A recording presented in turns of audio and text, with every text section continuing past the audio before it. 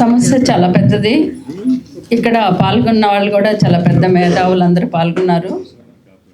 తప్పకుండా దీన్ని రాష్ట్ర ప్రయోజనాల కోసం, అక్కడున్న ప్రజలకి, కార్మికుల ప్రయోజనం కోసం జరిగే పోరాటంలో అంగన్వాడీలు మొత్తం భాగస్వామ్యం అవుతామని తెలియజేస్తున్నాం.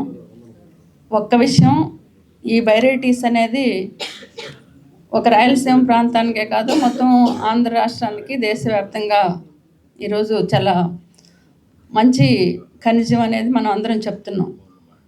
ప్రభుత్వాలు ఎంత ప్రయోజనాలు, వాళ్ళ ప్రభుత్వ ప్రయోజనాలు ఎవరికి అనేది పాలకులు చూస్తే అక్కడ ఒక రాయి తీయటానికి 2350 రూపాయలు ఖర్చు అవుతూ ఉంటే, కానీ అప్రజా కంపెనీకి ఇస్తుంది 1180 రూపాయలు.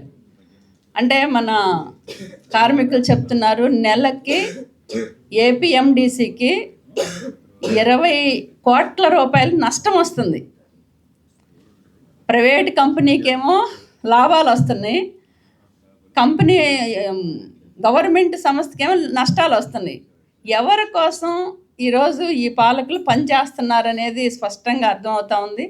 అందుకని ఇది చాలా పచ్చి మోసం. ఇలాంటి మైనింగ్స్ని కాపాడుకోవడం అనేది ఇది ప్రజల ఆస్తి, ప్రజలందరూ భాగస్వాములు కావటం ద్వారానే ఇది సాధ్యమైంది.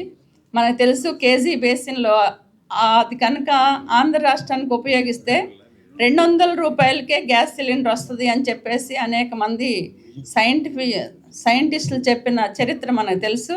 అందుకని ఇలాంటి కేజీ బేసిన్ గ్యాస్ కానీ, ఇలాంటి బైరైటీస్ గనులు కానీ, వీటన్నిటి కోసం జరిగే పోరాటంలో ఆంధ్రప్రదేశ్లోని అంగన్వాడీ వర్కర్స్ అండ్ హెల్పర్స్ యూనియన్గా సంపూర్ణ మద్దతు తెలియజేస్తున్నాం.